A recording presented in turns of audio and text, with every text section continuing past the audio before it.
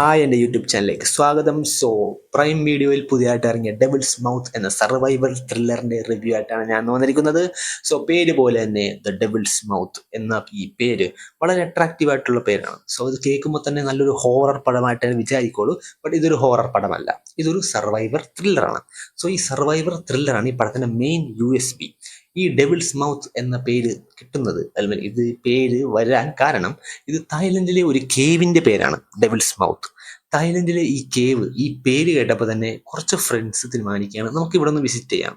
തായ്ലൻഡിൽ എന്നാൽ അടിച്ചു പൊളിക്കാൻ തീരുമാനിച്ച്. പക്ഷേ പട്ടായ മാത്രമല്ല, നമുക്ക് ഇങ്ങനത്തെ കുറച്ച് പരിപാടി കൂടി ചെയ്യാമെന്ന് പറഞ്ഞ് ഒരു കൂട്ടുകാരനും ഒരു കൂട്ടുകാരി, പിന്നെ ഒരു കൂട്ടുകാരനും ഒരു കൂട്ടുകാരിയും, പിന്നെ ഒരു പെണ്ണും, ലൈക്ക് ഒരു 3 പെണ്ണ് 2 ആണ്.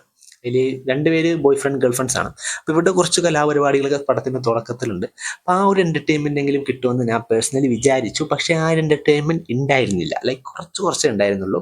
പിന്നെ ഇവരുടെ ഈ ഫണ്ണൊക്കെ കഴിഞ്ഞിട്ട് ഇവർ മെയിൻ സാൻഡിലേക്ക് കിടക്കുകയാണ്. സർവൈവർ ത്രില്ലർ പരിപാടി, സർവൈവർ ത്രില്ലർ മോഡ്. അതിനുവേണ്ടിയാണ് നമ്മൾ വന്നിരിക്കുന്നത്. അതാണ് ഈ പടത്തിൻ്റെ USP. ഈ ഒരു USP തന്നെയാണ് എനിക്ക് ഏറ്റവും ഇഷ്ടപ്പെട്ടത്, ഈ survivor thriller. Rest of them were trash. ശരിക്കും ട്രാഷ് ആയിരുന്നു. കാരണം ഈ ക്യാരക്ടേഴ്സ് നമുക്ക് പേഴ്സണലി ഒരു അടുപ്പവും തോന്നില്ല.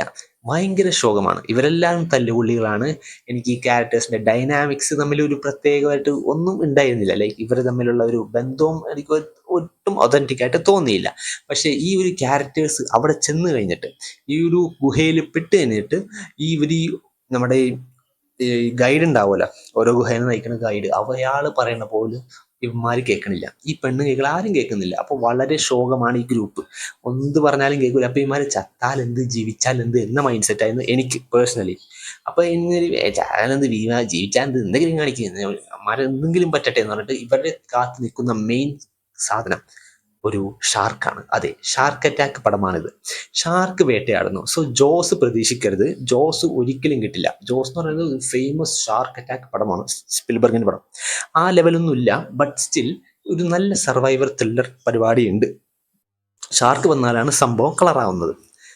റെഡ് കളർ, ചോര വേണം ചില സൂപ്പറായിട്ട്. പക്ഷെ ഷാർക്ക് വളരെ ശോകമായിരുന്നു. ഷാർക്കിന് സ്വന്തമായിട്ട് ഒരു പേഴ്സണാലിറ്റി അങ്ങനെയൊന്നുമില്ല. വരും, എന്നിട്ട് പോകും, അങ്ങനെയൊക്കെയാണ് പരിപാടി. ബട്ട് ഈ ഒരു തുടക്കത്തിൽ ഈ പടത്തിന് തുടങ്ങുമ്പോൾ തന്നെ കുറച്ച് കോൾ ബാക്സ് പരിപാടിയൊക്കെ സെറ്റ് വെച്ചിട്ടുണ്ടാവും. ഇവർ തമ്മിൽ ഇങ്ങനെയൊക്കെയാണ് ഡൈനാമിക്സ്, ഇങ്ങനെയൊക്കെ വന്നാൽ ഇതിൻ്റെ എൻഡിങ് കോൾ ബാക്ക് അവസാനം ഉണ്ടാവും. പക്ഷെ അങ്ങനെ ഒന്നും ഈ പടത്തിലില്ല. ആ ഒരൊറ്റ റീസൺ കൊണ്ട് ഈ പടം എപ്പോൾ വേണമെങ്കിലും നിങ്ങൾക്ക് സ്കിപ്പ് ചെയ്യാം. ലൈക്ക് സ്കിപ്പ് എന്ന് വെച്ചാൽ നിങ്ങൾക്ക് എന്തെങ്കിലും പണി ചെയ്തുകൊണ്ടിരിക്കുകയാണ്, അവിടെ ഓടിക്കൊണ്ടിരിക്കട്ടെ, എനിക്ക് എൻ്റെ പണി ചെയ്യാമല്ല, എന്നിട്ട് ഞാൻ തിരിച്ചു വരുമ്പോൾ അങ്ങനെ തന്നെയല്ലേ കാര്യം. അത് തന്നെയാണ് കാര്യം. അപ്പോൾ നിങ്ങൾക്ക് ഇങ്ങനെ ഫുൾ ടൈം നിങ്ങളുടെ അറ്റൻഷൻ ചോദിക്കുന്ന ഒരു പടമല്ല ഇത്. അല്ലെങ്കിൽ ഫുൾ ടൈം നിങ്ങളിങ്ങനെ കണ്ടുകൊണ്ടേയിരിക്കണം, അങ്ങനത്തെ ഒരു പടമല്ല ഇത്. നിങ്ങൾക്ക് വേണമെങ്കിൽ വേറെ വല്ല പരിപാടിക്ക് പോകാം, എന്നിട്ട് തിരിച്ചു വരുമ്പോൾ ആ പടം കിടപ്പുണ്ടാവും, എന്നിട്ട് അവരോട് ചാവുന്നുണ്ടാവും, അങ്ങനെയൊക്കെയാണ് സംഭവം. അപ്പോൾ അങ്ങനെ ഒരു അറ്റൻഷൻ ഈ പടം നിങ്ങളിൽ നിന്ന് ചോദിക്കുന്നില്ല. അത് ഈ പടത്തിൻ്റെ ഒരു മേജർ വീക്ക് പോയിന്റ് ആണ്. അത് കാരണം തന്നെയാണ് ഈ പടം വേറെ കാര്യങ്ങളിൽ പിന്നോട്ട് പോകുന്നത്. ഈ ഒരു കാരണമാണ് മെയിൻ ആയിട്ടുള്ളത്. ദ മെയിൻ സാധനം സർവൈവർ ത്രില്ലർ. ഈ ഒരു സംഭവം ഇമാര് കുറേ പരിപാടിയായിട്ട് നന്നായിട്ട് ചെയ്യുന്നുണ്ട്, കുറേ സ്ഥലത്ത് നന്നായിട്ട് വന്നിട്ടുണ്ട്. അപ്പോൾ ശരിക്കും ഒരു ഇനി എന്ത് സംഭവിക്കും, അങ്ങനത്തെ സംഭവമൊക്കെ കുറച്ചൊക്കെ ഉണ്ട്. ബട്ട് ഈ പടം ഇങ്ങനെ താഴോട്ട് പോയിട്ട് മുകളിലോട്ട് പോകുന്ന അവസ്ഥയാണ്. ചിലപ്പോഴൊക്കെ നല്ലതായിരിക്കും, ചിലപ്പോഴൊക്കെ വളരെ ശോകം. ആവറേജ് ആയിട്ടാണ് എനിക്ക് ഈ പടത്തിനെ കുറിച്ച് പറയാനുള്ളത്. ആവറേജ് പടമായിട്ട് എനിക്ക് തോന്നിയുള്ളൂ. ക്ലൈമാക്സ് ശോകമായിരുന്നു. ഓവറോൾ ഒരു ആവറേജ് ഫീലിംഗ് തരുന്ന ഒരു വളരെ പാസിബിൾ ആയിട്ടുള്ള ഒരു സർവൈവർ ത്രില്ലർ. അതാണ് ഈ പടം. Like the devil's mouth. അത് പറയുന്ന അനുസരിച്ച് വലിയ സംഭവമൊന്നുമല്ല. Acting was very average. Production design was good. ആ കേവിലിരിക്കുമ്പോൾ ആ കേവിലുണ്ട് ആ ഒരു പേടി, ആ ഒരു എൻവയറമെന്റും ആ ഒരു സംഭവമൊക്കെ, അതൊക്കെ നന്നായിട്ട് ഫീൽ ചെയ്യുന്നുണ്ട്. കാരണം കേവ് ലെജിറ്റ് ആണ്.